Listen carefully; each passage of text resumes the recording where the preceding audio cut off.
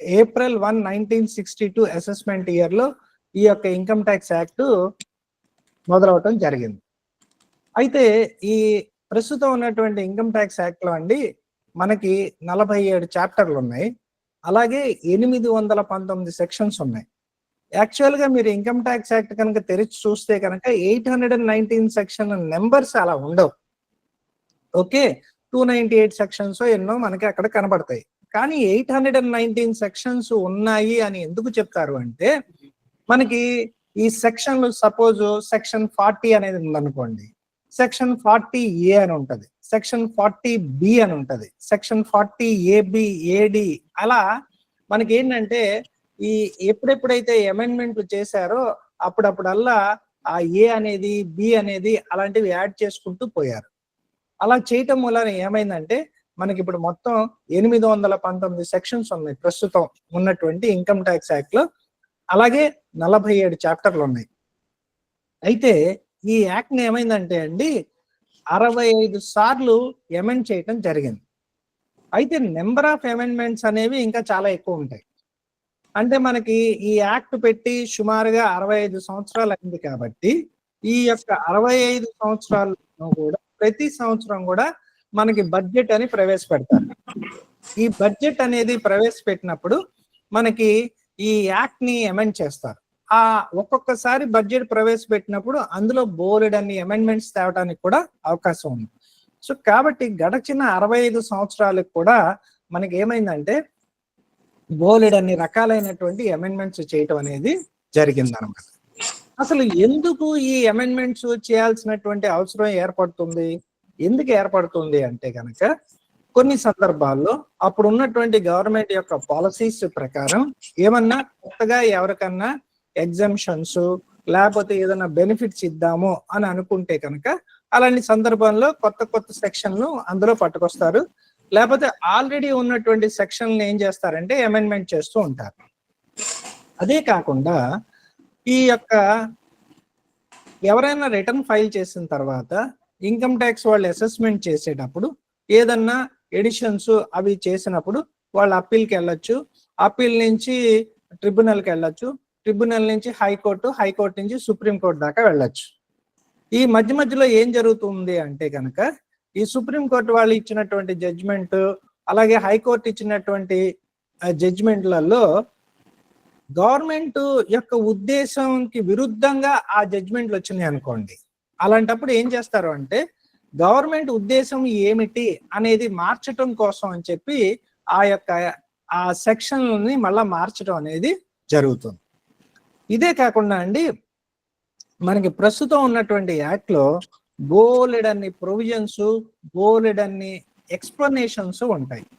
ఇప్పుడు for example ఏదన్నా ఒక సెక్షన్ ఉందనుకోండి, ఆ సెక్షన్ 2 ఉందని అనుకోండి కాసేపు, ఆ సెక్షన్ 2లో బోలెడు రకాల సబ్ సెక్షన్స్ ఉండటంతో పాటుగా మళ్ళా ఒక సబ్ సెక్షన్ లో దేని గురించి అన్నా అందులో వాడినటువంటి పదాన్ని ఎక్స్ప్లెయిన్ చేయడానికి మళ్ళా కింద ఎక్స్ప్లెనేషన్ 1 అని రాస్తారు, మళ్ళా ఎక్స్ప్లెనేషన్ 2 అని రాస్తారు. అదే కాకుండా ప్రొవిజన్స్ అని ఉంటాయి, అంటే ఒక యాక్ట్ లో పైన ఆ సెక్షన్ లో ఓ రకంగా చెప్తారు, తర్వాత ఏం చెప్తారంటే ప్రొవైడెడ్ దట్ అని ఇంకోటి వస్తుంది, మళ్ళా provided that, provided further that, అలా రకరకాలైనటువంటి ప్రొవిజన్స్ ఎక్స్ప్లెనేషన్స్ ఈ యాక్ట్ లో ఉండటం అనేది జరిగింది. యాక్చువల్గా అండి ఇది ఎందుకు ఇలా ఉన్నది అంటే కనుక ఈ మనకి యాక్ట్ ట్రెడిషనల్ డ్రాఫ్టింగ్, అంటే ఎప్పుడో 1960లు 50ల్లో రాసినటువంటి చట్టం ఇది. ఈ చట్టం కూడా బేస్ ఏంటండి, అంతకు ముందు మనకి ఇన్కమ్ ట్యాక్స్ యాక్ట్ 1922 అని ఒక యాక్ట్ ఉంది, ఇండియన్ ఇన్కమ్ ట్యాక్స్ యాక్ట్ 1922 అని. దాని నుంచి ఇన్కమ్ ట్యాక్స్ యాక్ట్ 1961 వచ్చింది మన ఇండిపెండెన్స్ తర్వాత. సో ఇదంతా కూడా ఆ పాత బ్రిటిష్ కాలం ట్రెడిషనల్ డ్రాఫ్టింగ్, అంటే అందులో పదజాలం కూడా లాభాష బాగా ఎక్కువగా ఉంటుంది. తర్వాత అసలు ఈ చట్టంలో ఇన్ని రకాలైనటువంటి అమెండ్మెంట్లు ఎందుకు చేయాల్సి వచ్చింది, ఎందుకు చేయాల్సి వచ్చింది అంటే అండి ఈ ఇన్కమ్ ట్యాక్స్ యాక్ట్ అనేది ఎప్పుడూ కూడా డైనమిక్ గా ఉంటుంది, అలాగే కాలానుగుణంగా మార్చాల్సినటువంటి అవసరం కూడా ఉంటుంది. ఎందుకని, ఆ రోజుకు ఉన్నటువంటి ఆ యొక్క పొలిటికల్ పార్టీ, ఫర్ ఎగ్జాంపుల్ ఒక పార్టీ అప్పుడు ప్రస్తుతం సెంట్రల్ గవర్నమెంట్ లో రూలింగ్ లో ఉందనుకోండి కాసేపు, వాళ్ళు పోల్ ప్రామిసెస్ అలాగే వాళ్ళు ఒక మేనిఫెస్టోతో ప్రభుత్వంలోకి వచ్చారు, ప్రజలు వాళ్ళని ఎన్నుకున్నారు. సో వాళ్ళ మేనిఫెస్టోలో చెప్పబడిన దానికి అనుగుణంగా వాళ్ళు ఈ చట్టంలో కొన్ని మార్పులు చేయాల్సినటువంటి అవసరం రావచ్చు. లేకపోతే ఆ రోజు ఉన్నటువంటి ఎకనమిక్ పరిస్థితులు, ఫర్ ఎగ్జాంపుల్ పివి నరసింహారావు గారు ప్రైమ్ మినిస్టర్ గా ఉన్నప్పుడు అప్పుడు మన దేశం చాలా గడ్డు పరిస్థితుల్లో ఉన్నది. ఆఖరికి మన బంగారాన్ని కూడా తీసుకెళ్లి అక్కడెక్కడో లండన్ బ్యాంక్ లో అప్పు తాకట్టు పెట్టి డబ్బులు తెచ్చుకోవాల్సినటువంటి అవసరం వచ్చింది. అప్పుడు ఎకానమీని బాగా అభివృద్ధిలోకి తీసుకురావటం కోసం అని చెప్పి బోలెడన్ని మెజర్స్ తీసుకోవాల్సినటువంటి అవసరం ఏర్పడింది. వేరే చట్టాల ద్వారా కొన్ని మెజర్స్ తీసుకున్న, ఇన్కమ్ ట్యాక్స్ చట్టం ద్వారా కూడా కొన్ని మెజర్స్ తీసుకుంటారు. ఫర్ ఎగ్జాంపుల్ ఆ రోజుల్లో మనకి ఫారిన్ ఎక్స్చేంజ్ రిజర్వ్స్ విపరీతంగా పడిపోయినాయి. మనకి అర్జెంటుగా ఫారిన్ ఎక్స్చేంజ్ కావాలి, అందుకని ఏం చేశారు, మనం ఎక్స్పోర్ట్స్ ని ప్రమోట్ చేద్దాం. అంటే భారతదేశం నుంచి ఇతర దేశాలకి గూడ్స్ ఎక్స్పోర్ట్ చేస్తే అది జనరల్ గా ఇంటర్నేషనల్ వర్తకం డాలర్స్ లో జరుగుతుంది. మనం పెట్రోల్ ఇలాంటివన్నీ కూడా కొనుక్కోవాలంటే డాలర్స్ లోనే వర్తకం జరుగుతుంది. అఫ్ కోర్స్ ఇప్పుడు ఏదో కొద్దిగా మార్చడానికి ట్రై చేస్తున్నారు అనుకోండి, అప్పుడు మనం ఫారిన్ కరెన్సీ మనకి కావాలి కాబట్టి అప్పుడు ఏం చేశారు, ఎక్స్పోర్ట్స్ ప్రమోషన్ చేయడానికి సెక్షన్ 80HC ఇలాంటివి పట్టుకొచ్చారు. తర్వాత మళ్ళా ఆ రోజుల్లో ఏం చేశారు, భారతదేశం కనుక అభివృద్ధి చెందాలి అంటే మనకి ఇన్ఫ్రాస్ట్రక్చర్ అనేది మనం డెవలప్ చేయాలి. అది గవర్నమెంటే చేయలేదు, ప్రైవేట్ పార్ట్నర్షిప్ ని కూడా మనం తీసుకురావాలి. ప్రైవేట్ వాళ్ళని కూడా, వాళ్ళంటే ఈ ఇన్ఫ్రాస్ట్రక్చర్ అంటే బోలెడంత డబ్బులు పెట్టుబడి పెట్టాలి. సో ముందరికి రావటానికి తొందరగా సాహసించరు. మరి ఏం చేస్తే వస్తారు, వాళ్ళకి ఏదన్నా ఇన్కమ్ ట్యాక్స్ బెనిఫిట్స్ కనుక మనం ఇస్తే కనుక వాళ్ళు ఆ ఇన్ఫ్రాస్ట్రక్చర్ ప్రాజెక్ట్ టేకప్ చేయడానికి ముందరకు వస్తారు. సో అలా సెక్షన్ 80IA అనేది ఇంట్రడ్యూస్ చేయడం జరిగింది. సో ఇదంతా కూడా ఏంటంటే, ఎందుకు చట్టం అన్నిసార్లు మార్చాల్సిన అవసరం ఏర్పడింది అంటే కనుక దానికంటూ కొన్ని వ్యాలిడ్ కారణాలన్నీ ఉన్నాయి కాబట్టి అది మార్చడం అనేది జరిగింది. అయితే ఏమైందంటే, ఇలా కాలక్రమంలో 1961లో ఆ యాక్ట్ ప్రవేశపెట్టిన దగ్గర నుంచి 65 సంవత్సరాల్లో బోలెడన్ని అమెండ్మెంట్లు చేసేటప్పటికి ఈ యాక్ట్ ఏమైపోయిందంటే చాలా పెద్దగా అయిపోయింది. అలాగే అందులో వాడినటువంటి పదజాలం బాగా లీగల్ లాంగ్వేజ్ అన్నమాట.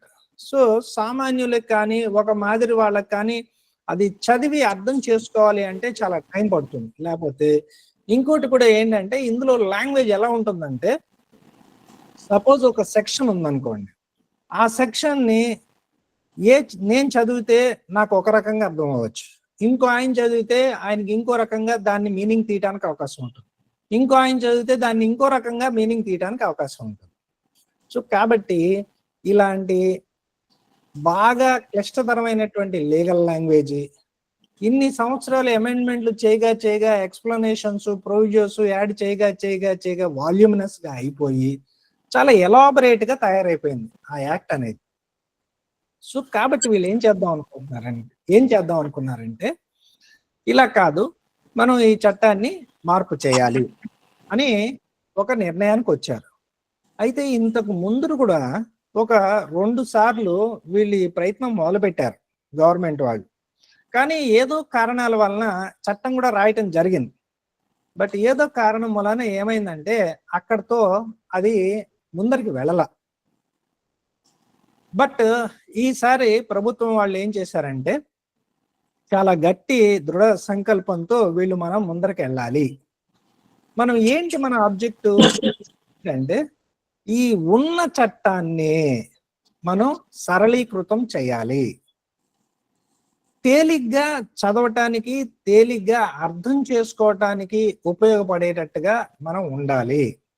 అలాగే కన్సైజ్ గా అంటే ఒక రకంగా చాలా సింపుల్ వేలో మనం దీన్ని తయారు చేయాలి. అలాగే ఇప్పుడు ఇందాక మనం అనుకున్నట్టుగా ఇప్పుడు ఉన్నటువంటి చట్టంలో కొన్ని సెక్షన్లు కనుక చదివితే కొన్ని రకాలైనటువంటి భేదాభిప్రాయాలు అంటే నాకు ఒక రకంగా అర్థం అవ్వచ్చు, ఇంకో ఆయనకి ఇంకో రకంగా అర్థం అవ్వచ్చు, ఇన్కమ్ ట్యాక్స్ ఆఫీసర్ గారికి ఒక రకంగా అర్థం అవ్వచ్చు, కోర్టు వాళ్ళు ఫైనల్ గా కోర్టు వాళ్ళు ఏం చెప్తే అది నిలుస్తుంది, దాన్ని మళ్ళీ పట్టుకొని ఇన్కమ్ ట్యాక్స్ మా ఉద్దేశం అది కాదని చెప్పి మళ్ళీ అమెండ్మెంట్ చేయటం, ఇలా కొన్ని రకాలైనటువంటి అందులో అంబిగ్యూటీస్ ఉన్నాయి. సో కాబట్టి వీళ్ళు ఏమనుకున్నారంటే మనం అలా కన్ఫ్యూజన్ గా ఉన్నటువంటి ప్రొవిజన్స్ ని కన్ఫ్యూజన్ లేకుండా తయారు చేద్దాం. అలాంటప్పుడు ఏమవుతుంది, డిస్ప్యూట్స్ ఏవైతే ఉన్నాయో అవి మనకి తగ్గిపోతాయి. అలాగే ఇన్కమ్ ట్యాక్స్ యాక్ట్ తో పాటు ఇన్కమ్ ట్యాక్స్ రూల్స్ కూడా ఉంటాయి. ఫర్ ఎగ్జాంపుల్ ఎవరన్నా ఒక ట్రస్ట్ పెడదామని అనుకున్నారు అనుకోండి, ఇప్పుడు ఆ ట్రస్ట్ ని ఎస్టాబ్లిష్ చేయడానికి ఒక ప్రొసీజర్ ఉంటుంది, దానికి ఎగ్జంప్షన్ తెచ్చుకోవడానికి ఒక ప్రొసీజర్ ఉంటుంది. అలా ప్రతిదీ కూడా సపోజ్ ఎవరన్నా ఎక్స్పోర్ట్ చేస్తున్నారు, వాళ్ళు ఏదో పలానా ప్రొసీజర్ ప్రకారం పలానా ఏదో అప్లై చేయటం అలా ఏదో చేయాలి. సో ఇలాంటి ప్రొసీజర్స్ చాలా ఉంటాయి ఈ చట్టంలో. ఎవరో ఇంకోటి ఏదో ఇన్కమ్ ఎగ్జంప్షన్ కోసం దరఖాస్తు చేసుకోవటం జరుగుతుంది. ఇప్పుడు సపోజ్ టెంపుల్స్ ఉన్నాయి, లేని పక్షంలో ఎవరో ఒక ప్రభుత్వ సంస్థ ఉంది, కేవలం వాళ్ళు సిటిజన్స్ కి సర్వీస్ మాత్రమే చేస్తారు, వాళ్ళకి ఏదో ప్రయోజనం ఉంటుంది, వాళ్ళ ఇన్కమ్ ఎగ్జంప్షన్ క్లెయిమ్ చేసుకోవటానికి ఎగ్జంప్షన్ కోసం వాళ్ళు అప్లై చేసుకోవాలి. ఈ అప్లై చేసుకోవడానికి ఒక ప్రొసీజర్ ఉంటుంది. సో వీళ్ళు ఏం చేద్దాం అనుకుంటున్నారంటే ఈ ఏవైతే ప్రొసీజర్స్ ఉన్నాయో వీటన్నిటినీ కూడా మనం ఒకసారి పరిశీలిద్దాం. పరిశీలించి సాధ్యమైనంత మటుకు ఈ ప్రొసీజర్స్ ఏవైతే ఉన్నాయో వాటిని మనం సరళీకృతం చేద్దాము అనేటువంటి సంకల్పంతో కూడా ఈ యొక్క చట్టాన్ని రివ్యూ చేయడానికి, మీరు గమనించండి నేను ఇందాక నుంచి వాడేటువంటి పదం రివ్యూ, అంతేగాని చట్టం మార్చటం అనేది కాదు. ఇక్కడ మనం అర్థం చేసుకోవాల్సింది ఏంటంటే కేవలం ఉన్న చట్టాన్ని మనం ఎలా సరళీకృతం చేయాలి, వర్డింగ్ ని ఎలా సింప్లిఫై చేయాలి, ఎలా తేలిగ్గా అర్థం చేసుకోవడానికి అవకాశం ఉండాలి అనే దాని మీదే వీళ్ళు ఎక్కువ దృష్టి కేంద్రీకరించారు. సో బేసిక్గా రిడెండెంట్ ప్రొవిజన్స్ అంటే ఏంటంటే ఈ చట్టంలో కొన్ని కాలం తీరిపోయినటువంటి ప్రొవిజన్స్ ఇంకా ఉన్నాయి లోపల. దాని మూలన మనకి చట్టం చాలా హెవీగా బల్కీగా కూడా అనిపిస్తూ ఉంటుంది. సో వాళ్ళు ఏమనుకున్నారంటే మనం కాలం చెల్లిపోయినటువంటి ప్రొవిజన్స్ అన్ని తీసేయాలి, ఏదైతే భాష ఉందో దాన్ని మనం సరళీకృతం చేయాలి, అలాగే మనం స్ట్రక్చర్ని ఇంప్రూవ్ చేయాలి. ఫర్ ఎగ్జాంపుల్ మీకు ఏదన్నా ఒక విషయం గురించి ఉన్నటువంటి ప్రొవిజన్స్ అన్నీ కూడా ఒక చోటే చేర్చాలి, రకరకాల చోట్ల చేర్చకూడదు. ఫర్ ఎగ్జాంపుల్ మీకు ఈ ట్రస్ట్లే ఉన్నాయి అనుకోండి కాసేపు, ఈ ట్రస్ట్లకి సంబంధించి ప్రొవిజన్స్ సెక్షన్ 11 కొన్ని ఉంటాయి, మళ్ళీ ఇంకెక్కడో వేరే చోట ఇంకొన్ని ఉంటాయి, వేరే చోట ఇంకొన్ని ఉంటాయి.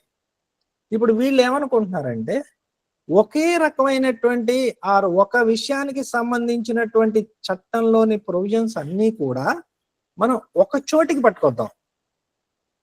సో స్ట్రక్చరల్ గా దాన్ని ఇంప్రూవ్ చేస్తారు. అలాగే rationalisation of the provisions. So redundant provisions తీసేయడంతో పాటుగా ఈ ఏవైతే వేరియస్ రకరకాలైనటువంటి ప్రొవిజన్స్ ఉన్నాయో వాటిని రేషనలైజ్ చేద్దాము. అలాగే చట్టంలోని ప్రొవిజన్స్ మనం చదివేటప్పుడు అది చదవటానికి అనువుగా తేలిగ్గా ఉండాలి అనేటువంటి ముఖ్య ఉద్దేశంతో ఈ న్యూ ఇన్కమ్ ట్యాక్స్ బిల్ అనేది మనకి గడిచిన సంవత్సరం 2024లో మేలోనో మనకి మళ్ళా ఈ ప్రభుత్వం ఏర్పాటు చేయడం జరిగింది. సో జూలైలో వీళ్ళు మళ్ళా బడ్జెట్ ప్రపోజల్ చేశారు, ఫైనాన్స్ యాక్ట్ 2024. అప్పుడు బడ్జెట్ స్పీచ్ లో ఈ మన యొక్క ఫైనాన్స్ మినిస్టర్ ఏం చెప్పారు అంటే మేము ఇన్కమ్ ట్యాక్స్ చట్టం 1961ని కాంప్రహెన్సివ్ గా రివ్యూ చేస్తాము, రివ్యూయే మార్చటం కాదు, వి విల్ రివ్యూ. ఇది ఎన్నాళ్ళల్లో మేము రివ్యూ చేసి మీ ముందరకు వస్తాము అంటే 6 నెలల లోపల మేము మీ ముందు ఉంచుతాము అని చెప్పి దీనికి సబ్ కమిటీస్ ఫామ్ చేసి ఫస్ట్ కోర్ కమిటీ ఫామ్ చేశారు. తర్వాత సబ్ కమిటీస్ పెట్టారు, మళ్ళా ఉన్నటువంటి సబ్ కమిటీస్ ని ఇంకా పెంచారు. ఇంకా పెంచిన తర్వాత అప్పుడు ఫైనల్ గా ఒక డ్రాఫ్ట్ అనేది తయారు చేసి అది సిబిడిటి వాళ్ళకి ఇవ్వటం జరిగింది. వాళ్ళు ministry of law and justice కి వాళ్ళు ఫార్వర్డ్ చేయటం జరిగింది. అయితే ఆల్రెడీ మనం చెప్పుకున్నట్టుగా ఇంతకు ముందు కూడా ఒక 2 సార్లు మన వాళ్ళు ప్రయత్నం చేశారు. ఏమని, ఈ చట్టాన్ని మనం రివ్యూ చేయాలి అని చెప్పి మన వాళ్ళు ప్రయత్నం చేశారు. సో అంతకు ముందు ఈ ఎలాగైతే రాశారు ఈ చట్టాన్ని అనే దాన్ని కూడా వీళ్ళు ఇప్పుడు ప్రస్తుతం పరిశీలన చేయటం జరిగింది. అలాగే ఆల్రెడీ ఈ ఇన్కమ్ ట్యాక్స్ చట్టాన్ని రివ్యూ చేయటం అనేది మనమే మొదటి వాళ్ళం కాదు. ఆల్రెడీ కొన్ని దేశాలు లైక్ గ్రేట్ బ్రిటన్, అలాగే ఆస్ట్రేలియా వాళ్ళు ఆల్రెడీ ఏం చేశారంటే వాళ్ళ యొక్క ఇన్కమ్ ట్యాక్స్ చట్టాన్ని మళ్ళా రాశారు. ఎలా బాగా క్లియర్గా, బాగా సింపుల్గా మనం చేయాలి అనే ఉద్దేశంతో వాళ్ళు ఆల్రెడీ చేయటం జరిగింది.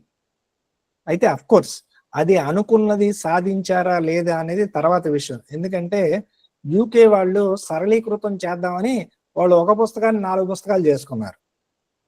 సో కాబట్టి అలా జరగచ్చు. అయితే ఈ యొక్క ఇన్కమ్ ట్యాక్స్ చట్టాన్ని రివ్యూ చేసి కొత్త రివ్యూడ్ చట్టం తీసుకురావటం కోసం అని చెప్పి ఈ గవర్నమెంట్ సబ్ కమిటీస్ వాళ్ళని పెట్టడంతో పాటుగా వీళ్ళు ఏం చేశారంటే అందరి స్టేక్ హోల్డర్స్, ఎవరెవరు ఉంటారండి స్టేక్ హోల్డర్స్? ట్యాక్స్ పేయర్స్ ఉంటారు, తర్వాత ఇన్కమ్ ట్యాక్స్ డిపార్ట్మెంట్ వాళ్ళు ఉంటారు, తర్వాత ఇండస్ట్రీ వాళ్ళు ఉంటారు, అలాగే ప్రొఫెషనల్స్ కూడా ఉంటారు. సో వీళ్ళందరినీ కూడా ఏం చేశారంటే ఇప్పుడు ఉన్నటువంటి చట్టాన్ని మనం ఎలా సరళీకృతం చేయొచ్చు అనే దాని విషయం మీద మీరు మీ మీ అభిప్రాయాలు మాకు తెలియచేయండి అని చెప్పి చెప్పడం జరిగింది. ఇప్పుడు కూడా కనుక మీరు గమనిస్తే ఇప్పుడు మనకి ఇది ఆల్రెడీ ఈ కొత్త ఇన్కమ్ ట్యాక్స్ బిల్లు ఏం జరిగింది, ముందర ప్రవేశపెట్టారు కదా. మొన్న ఏం చేశారంటే 10-15 రోజుల కిందట అది విత్డ్రా చేసుకున్నారు. ఎందుకని, ప్రవేశపెట్టిన తర్వాత దాన్ని సెలెక్ట్ కమిటీకి పంపించారు. ఈ సెలెక్ట్ కమిటీ వాళ్ళు ఏం చేశారంటే మళ్ళా అందులో కొన్ని మార్పులు చేర్పులు చెప్పడం జరిగింది. అప్పుడు ఆ మార్పులు చేర్పులు అనేవి బాగా ఎక్కువ మార్పులు చేర్పులు చెప్పడం జరిగింది వాళ్ళు. ఒకవేళ ఈ మార్పులు చేర్పులు మళ్ళా ఆల్రెడీ ప్రవేశపెట్టిన బిల్లులోనే చేయాలి అంటే ప్రతి పాయింట్కి అక్కడ ఆ పార్లమెంట్లో ఆ పాయింట్ లేవనెత్తి దానికి మళ్ళీ ఓటింగ్ పెట్టి ఇవన్నీ ప్రొసీజర్ బాగా కంబర్సమ్గా ఉంటుంది. అందుకని ఏం చేశారంటే ఆల్రెడీ 2024లో ప్రవేశపెట్టబడినటువంటి బిల్లుని ఉపసంహరించుకొని మళ్ళా కొత్త బిల్లు వాళ్ళు పెట్టారు. ఈ కొత్త బిల్లులో ఏం చేశారు, సెలెక్ట్ కమిటీ వాళ్ళు ఏవైతే మార్పులు చేర్పులు చేయటం చెప్పారో అవన్నీ కూడా పొందుపరిచి కొత్తగా మళ్ళీ ఇంట్రడ్యూస్ చేసి లోక్సభలోను రాజ్యసభలోను పాస్ చేయడం జరిగింది. ఇప్పుడు ఆనరబుల్ ప్రెసిడెంట్ ఆఫ్ ఇండియా వారి దగ్గరికి ఆ బిల్ వెళ్తుంది, వారు సంతకం చేయగానే అది యాక్ట్ అయిపోతుంది. ఇప్పుడు యాక్ట్ అయిన తర్వాత మీకు ప్రొసీజర్ అంతా రూల్స్లో ఉంటుంది, ప్రొసీజర్ అంతా కూడా రూల్స్లో ఉంటాయి. మీరు కనుక ఇన్కమ్ ట్యాక్స్ వెబ్సైట్ కనుక మీరు కనుక ఓపెన్ చేస్తే కనుక, ఫర్ ఎగ్జాంపుల్ ఇన్కమ్ ట్యాక్స్ వెబ్సైట్లోకి వెళ్తే incometax.gov.in మీరు కనుక ఈ వెబ్సైట్లోకి ఇన్కమ్ ట్యాక్స్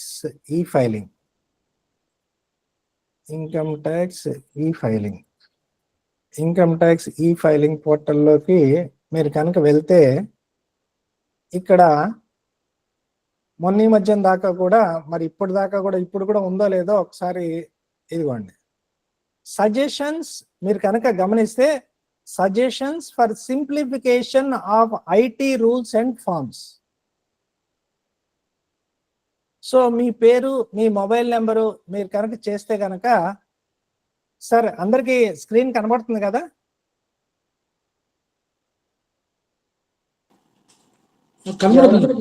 కనబడుతుంది కదా? ఓకే, వాయిస్ అది కూడా క్లియర్ గానే వస్తుంది కదా? రైట్.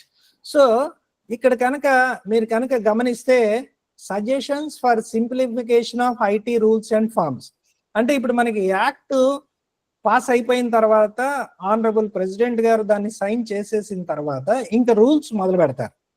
సో జనాల్ని ముందరే ఏమడుగుతున్నారు, ఏమండి ఈ రూల్స్ సింప్లిఫికేషన్, వాళ్ళు అడిగేది కూడా సింప్లిఫై చేయటం కోసం అని చెప్పేసి రూల్స్ ని ఫార్మ్స్ ని సింప్లిఫై చేయడానికి కూడా మీకు అవకాశం ఇచ్చారు. అలాగే ఇదివరకు యాక్ట్ లోని వేరియస్ సెక్షన్స్ కి కూడా జనాల యొక్క అభిప్రాయాలు, స్టేక్ హోల్డర్స్ యొక్క అభిప్రాయాలు అడిగి తెలుసుకున్నారు వాళ్ళు.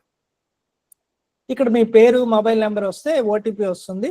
ఆ తర్వాత ఊరికే ఫర్ ఎగ్జాంపుల్ చేద్దాం, ఏమవుతుందో చూద్దాం ఒకసారి. సో ఇక్కడ మీరు కనుక మీ నేము, ఫోన్ నెంబరు కనుక ఇచ్చేస్తే కనుక ఏమవుతుందంటే జనరేట్ ఓటీపీ అంటుంది. ఓటీపీ రాగానే ఓటీపీ ఇస్తే మనం లోపలికి వెళ్ళి అక్కడ మనకి సంబంధించినవి మనం చెప్పచ్చు.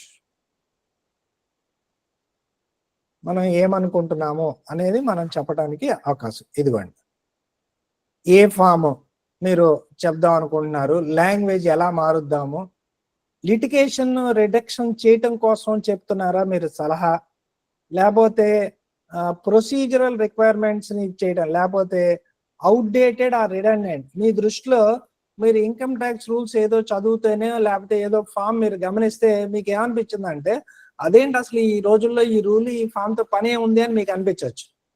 అలాంటివి మీ దృష్టికి ఏమైనా వస్తే కనుక మీరు ఇక్కడ ఖచ్చితంగా గవర్నమెంట్ వారికి చెప్పొచ్చు అనమాట. ఇది ఫార్మ్స్ లోను, ఇది రూల్స్ లోను. ఓకే, సో కాబట్టి నెక్స్ట్ మన వాళ్ళు ఏం చేస్తారు అంటే ఈ యొక్క రూల్స్ ని కూడా వీళ్ళు రాబోతున్నాయి. నెక్స్ట్ ఒకసారి చట్టం అయిన తర్వాత రూల్స్ ని కూడా వాళ్ళు చేసి అది కూడా దానికి కూడా అప్రూవల్స్ తీసుకుంటారు. మన వాళ్ళు ఏం చేశారంటే బ్యాక్గ్రౌండ్ లో చాలా వర్క్ చేశారు. చాలా మంది ఆల్రెడీ సింప్లిఫికేషన్ చేసుకున్న వాళ్ళతో మాట్లాడటం జరిగింది. అలాగే ఈ యొక్క సింప్లిఫికేషన్ ఇక్కడ మనకి office of simplification projects United Kingdom, so వాళ్ళని కూడా సంప్రదించి మీరు ఎలా చేశారు అని మొత్తం 20,976 రెస్పాన్సెస్ వచ్చినాయి. అందులో 1807 సజెషన్స్ సింప్లిఫికేషన్ సంబంధించినటువంటి సజెషన్స్. ఆ బహుశా మిగతా 18,000 సజెషన్స్ కూడా మాకు ఆ ట్యాక్స్ తగ్గించండి, మాకు ఈ ట్యాక్స్ తగ్గించండి, లేకపోతే ఇది ఎత్తేయండి అది ఎత్తేయండి అని ఏమన్నా అడిగారేమో తెలీదు. సజెషన్స్ కి సంబంధించింది మాత్రం 1807 సజెషన్స్ వచ్చినాయి సింప్లిఫికేషన్ కోసం. వీటన్నిటినీ కూడా వాళ్ళు క్రోడీకరించారు. క్రోడీకరించగా ఈ కొత్త ఐటీ బిల్లు ఏమైందంటే పాత బిల్లు కంటే ఇప్పుడు ఉన్నటువంటి బిల్లులో వర్డ్స్ సగం అయిపోయినాయి. అంటే మీలో సీనియర్స్ అందరూ కూడా ఇన్కమ్ ట్యాక్స్ చట్టం చదువుకుని ఉంటే, పెద్ద పుస్తకం చదువుకుని ఉంటే, ఇప్పుడు కొత్తగా వచ్చేటువంటి వాళ్ళు ఇన్కమ్ ట్యాక్స్ చట్టం చదువుకోవాలి, బీకామ్ లో ఇన్కమ్ ట్యాక్స్ చెప్తున్నారు అంటే అసలు ఆ చట్టం మొత్తం సగం అయిపోయింది. First point. పూర్వం 47 చాప్టర్లు ఉంటే ఇప్పుడు 23 చాప్టర్స్కి వచ్చినాయి. 819 సెక్షన్స్ ఉంటే ఇప్పుడు 536. మనం అనుకోవచ్చు ఏమండి పాత ఇన్కమ్ ట్యాక్స్ యాక్ట్ లో 298 సెక్షన్స్ ఉన్నట్టున్నాయి సుమారుగా, ఇప్పుడు 536 పెరిగింది కదా. కాదు, ఇందాక ఆల్రెడీ చెప్పినట్టు 40A, BA, BAC, AD, AE, AF ఇలా బోర్డన్ని వచ్చి చేరటం మూలాన అవన్నీ అయినాయి. ఇదివరకు టేబుల్స్ 18 టేబుల్స్ ఉండేవి, ఇవాళ టేబుల్స్ 57 టేబుల్స్ చేశారు. ఈ టేబుల్స్ చేయటం మూలాన మనకి ఉపయోగం ఏంటంటే, ఫర్ ఎగ్జాంపుల్ ఇదివరకు సెక్షన్ 194A తీసుకుందాం, అంటే TDS on payment of interest. అది రకరకాలుగా పేరాలుగా ఉంటది. ప్రొవైడెడ్ ఫర్దర్, ప్రొవైడెడ్ దట్, తర్వాత అదైన తర్వాత ఎక్స్ప్లెనేషన్ అలా ఉంటది. ఇప్పుడు అలా కాదు. ఇప్పుడు ఏం చేస్తారంటే ఓ టేబుల్ వేస్తారు, ఆ టేబుల్లో ముందర సెక్షన్ నెంబర్ రాస్తారు. రెండో దాంట్లో ఏం రాస్తారు, డిడక్టర్ అంటే ఎవరు తీయాలి, తర్వాత డిడక్టీ ఎవరికి తీయాలి, తర్వాత దేని మీద తీయాలి, ఎంత తీయాలి. దీని మూలన ఏమవుతుందంటే మనం ఆ టేబుల్ చూడంగానే ఓహో పలానా వ్యక్తికి ఈ పేమెంట్ చేస్తే ఇంత రేట్ తీయాలి అనేది మనం అర్థం చేసుకోవడానికి సింప్లిఫై అయిపోద్ది. అలాగే పాత యాక్ట్ లో ప్రొవిజన్స్ అని, ఎక్స్ప్లెనేషన్స్ అని ప్రతి దాదాపుగా అన్ని సెక్షన్లలోనూ ఉంటాయి. ఓకే, ఇప్పుడు ఏం చేశారంటే ఆ ప్రొవిజన్స్, ఎక్స్ప్లెనేషన్స్ అనేవి ఎత్తేసారు. ఎత్తేస్తే ఎలా అంటే వాటిని సబ్ సెక్షన్స్ లోకి పట్టుకొచ్చేసారు. సపోజ్ ఇదివరకు సెక్షన్ 2లో ఏదో 1, 2, 3 అని ఉండి provided further explanation 1, explanation 2, explanation 3 ఉందనుకోండి. ఇప్పుడు ఏం చేశారు, 2లో 1, 2, 3, 4, 5, 6, 7, 8, 9, 10, 11 అలా వెళ్ళిపోయారు అనమాట. ఇదివరకు మనం ఏదైనా చెప్పాలంటే ప్రొవిజో 2 సెక్షన్ 2 సబ్సెక్షన్ 2 క్లాజ్ 3 అని చెప్పాల్సి వచ్చేది. ఇప్పుడు ఇంత ప్రవరక్కర్లా, డైరెక్ట్ గా సెక్షన్ 214 అంటే సరిపోతుంది. పూర్తిగా ఒక ఎగ్జాంపుల్ కోసం మీకు చెప్పడం జరిగింది. సో ఈ కొత్త ఇన్కమ్ ట్యాక్స్ బిల్ లో 2025లో లక్షణాలు ఏంటి? లాంగ్వేజ్ సింపుల్ గా ఉంటుంది, ఈజీగా అర్థం చేసుకోవడానికి టేబుల్స్, చార్ట్స్ రూపంలో ఉంటుంది. తర్వాత ఇదివరకు ఒక విషయం గురించి ఎక్కడెక్కడో ఉండే వాటిని అన్ని కూడా తీసుకొచ్చి ఒక చోట పెట్టేశారు. ట్రస్ట్ల గురించి తెలుసుకోవాలంటే పలానా చాప్టర్కి వెళ్ళాలి. పలానా చాప్టర్లో ట్రస్ట్ల గురించి అన్ని విషయాలు ఉంటాయి. ఇక మళ్ళీ ఇన్కమ్ ట్యాక్స్ యాక్ట్ లో మీరు వేరే ఎక్కడికి వెళ్ళక్కర్లా. అలాగే కాలం తీరిపోయినా, కాలం చెల్లిపోయిన ప్రొవిజన్స్ ఏవైతే ఉన్నాయో అవన్నీ చక్కగా తీసేశారు, క్లీన్ చేశారు. ఓకే, సో కాబట్టి ఆల్రెడీ మనం ఇందాక డిస్కస్ చేసుకున్నట్టు ఈ కన్సాలిడేషన్ అంటే ఏంటంటే ఒక విషయం గురించి తీసుకొచ్చి ఒక చోట చేర్చడం జరిగింది. ఫర్ ఎగ్జాంపుల్ మనం ఇందాక ఆల్రెడీ నాన్ ప్రాఫిట్ ఆర్గనైజేషన్ అంటే కొంత పదజాలం కూడా మార్చడం జరిగిందండి. ఇదివరకు మీరు చట్టంలో ట్రస్ట్ అని చదువుకుని ఉంటారు. ఇప్పుడు అసలు ఇన్కమ్ ట్యాక్స్ చట్టం నుంచి ట్రస్ట్ అనేటువంటి పదజాలాన్ని ఎత్తేసి ఎన్పిఓ అని పెట్టేశారు, అంటే నాట్ ఫర్ ప్రాఫిట్ ఆర్గనైజేషన్. అలాగే పూర్వం కొన్ని డెఫినేషన్లు మామూలుగా మనం ఏ చట్టం తీసుకున్నా సరే డెఫినేషన్లు అనేవి సెక్షన్ 2లో ఉంటాయి, రైట్? కానీ కొన్ని సందర్భాల్లో ఏం జరుగుతుందంటే ఏదన్నా ఒక సెక్షన్లో ఏదన్నా చెప్పడం, దేని గురించి అన్నా చెప్పదలుచుకున్నప్పుడు ఆ చెప్పేటప్పుడు అందులో ఏదన్నా పదం వాడితే ఆ పదానికి డెఫినేషన్ అక్కడ ఇవ్వటం జరుగుతుంది కొన్ని సందర్భాల్లో. ఇన్కమ్ ట్యాక్స్ యాక్ట్ లో కూడా అలా జరిగింది. కానీ ఇప్పుడు ఏం చేశారంటే ఎక్కడెక్కడ ఉన్నటువంటి డెఫినేషన్స్ సాధ్యమైనంత మటుకు అన్ని చోట్ల నుంచి తీసుకొచ్చేసేసి సెక్షన్ 2లోనే పొందుపరచడానికి ట్రై చేశారు. సో కాబట్టి మనం ఏదన్నా ఒక పదం యొక్క డెఫినేషన్ మనం తెలుసుకోవాలంటే చట్టం అంతా వెతుక్కోక్కర్లా, డైరెక్ట్ గా 2కి వచ్చేస్తే సరిపోతుంది. లాంగ్వేజ్ ని మార్చారు, సింప్లిఫై చేశారు, తేలిగ్గా అర్థం చేసుకునేందుకు వీలుగా కల్పితం చేశారు అని చెప్పడానికి ఉదాహరణకు ఒక ఎగ్జాంపుల్ చూద్దాం. సెక్షన్ 80C మీ అందరికీ తెలిసిందే, చాలా ఫేమస్. మీకు ఎల్ఐసీలు, housing loan principal repayment, provident ఫండ్లు ఇలాంటివన్నీ కూడా 1,00,000 క్లెయిమ్ చేసేటువంటి సెక్షన్ 80C.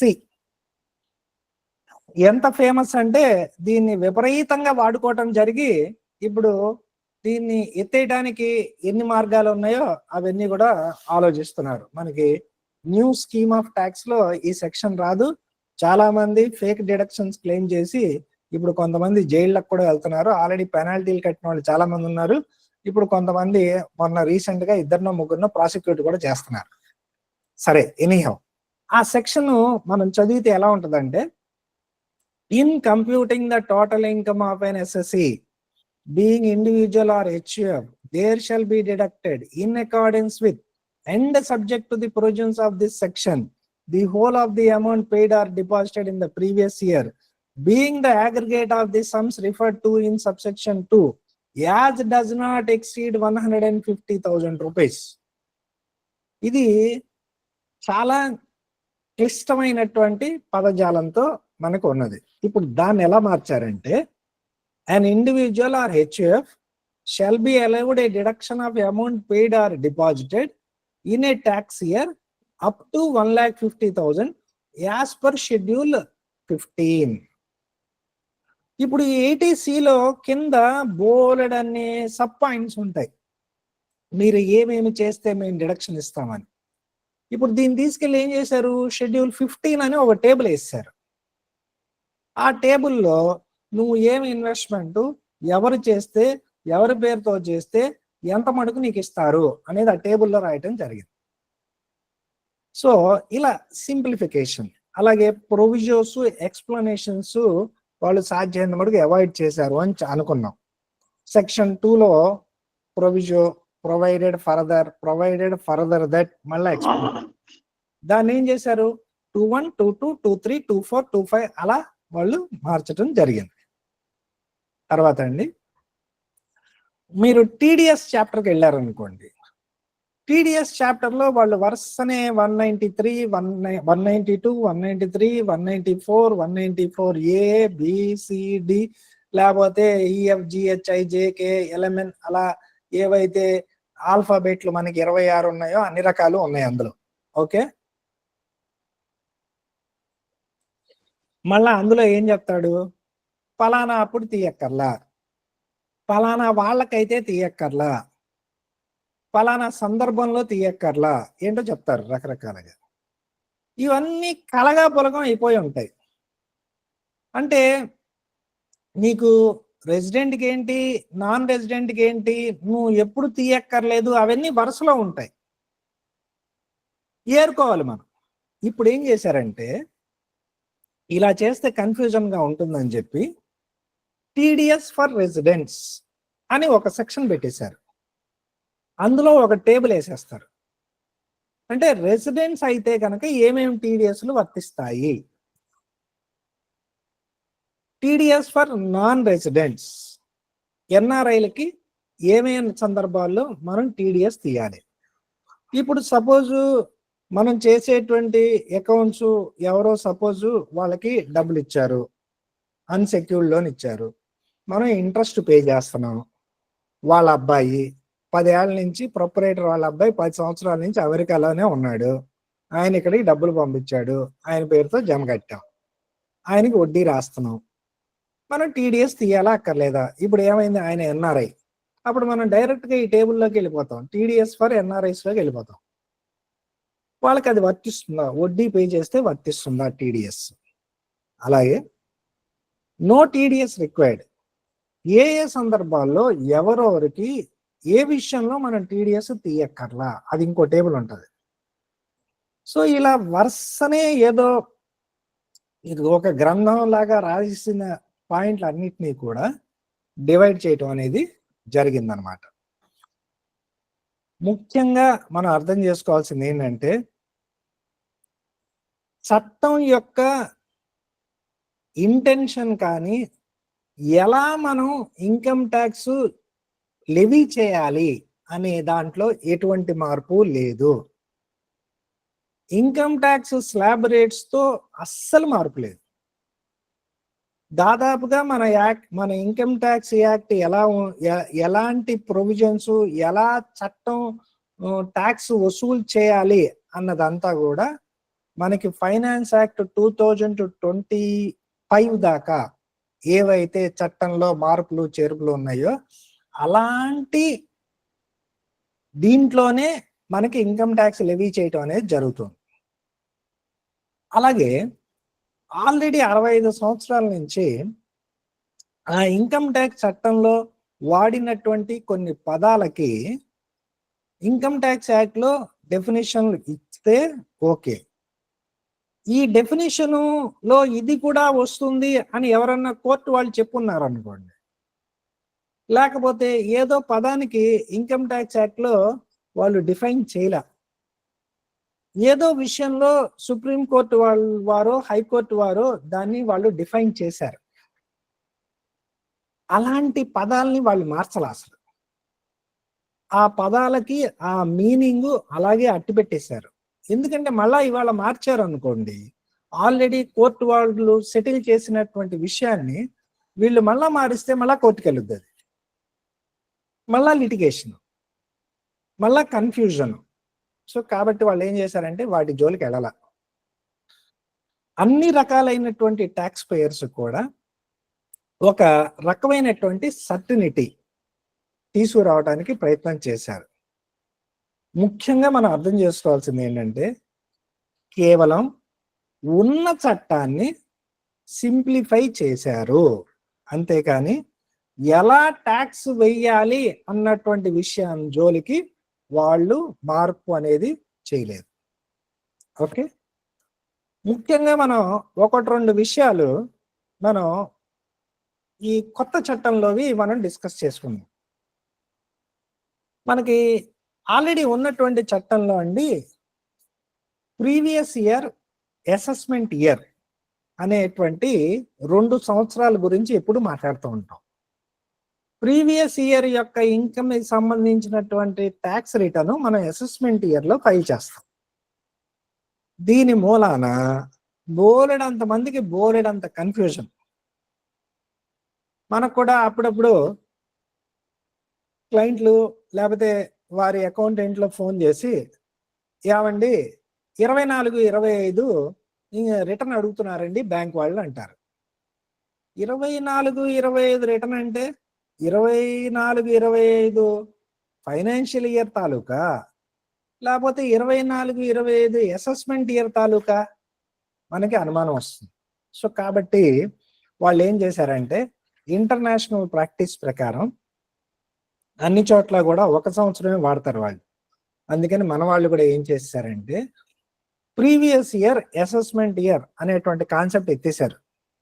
ఎలాగైతే ట్రస్ట్లు అనే పదజాలం ఎత్తేసి ఎన్పిఓ అని పెట్టారో, అలాగే మనకి ఇక్కడ ఏం చేశారంటే ప్రీవియస్ ఇయర్ అసెస్మెంట్ ఇయర్ అని తీసేసి ఇప్పటి నుంచి ఒకటే ట్యాక్స్ ఇయర్. ట్యాక్స్ ఇయర్ అంటే 1st ఏప్రిల్ మొదలవుతుంది, 31st మార్చిన ఎండ్ అవుతుంది. సో కాబట్టి ఇప్పుడు ప్రస్తుతం 2024-25-26 ప్రీవియస్ ఇయర్, ఇప్పుడు ఈ చట్టం అయింది కాబట్టి రేపు 1-4-2026 నుంచి కొత్త చట్టం అమల్లోకి వస్తుంది. అంటే ట్యాక్స్ ఇయర్ 26-27, అంటే అసెస్మెంట్ ఇయర్ 26-27 లాస్ట్ ఇంకా మనం మాట్లాడటం అనేది. అసెస్మెంట్ ఇయర్ 26-27 ఉంటుంది, నెక్స్ట్ ట్యాక్స్ ఇయర్ 26-27 స్టార్ట్ అయిపోతుంది. ఓకే, సో కాబట్టి ప్రీవియస్ ఇయర్ అసెస్మెంట్ ఇయర్ అనేది ఇంకా మనకి ఇన్కమ్ ట్యాక్స్ లో ఉండదు, కేవలం ట్యాక్స్ ఇయర్ ఒకటే సంవత్సరం, ఎవ్వరికి ఎటువంటి కన్ఫ్యూజన్ ఉండదు. ఇంకోటి మనం ముఖ్యంగా చెప్పుకోవాల్సినటువంటి విషయం ఏంటంటే,